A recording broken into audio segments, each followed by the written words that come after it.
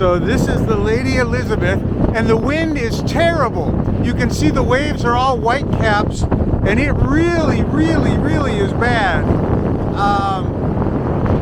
No wonder the Falkland Islands are notorious for shipwrecks. Even on the way here, there was like 3 or 4 or 5 other shipwrecks besides this one. But this is the famous one. It used to bring building goods to the Falkland Islands. And this is just off of what they said. And here's what they have to say about this.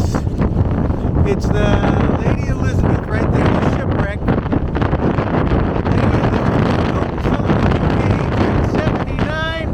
Robert Thompson in 1913. Oh my God, the wind is horrendous. Wow.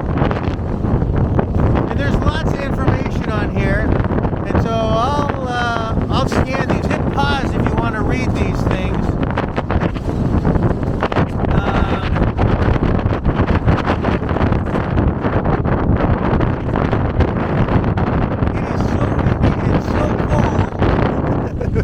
I mean, look at the waves. The waves tell you everything. Wow. Wow. That is horrendous.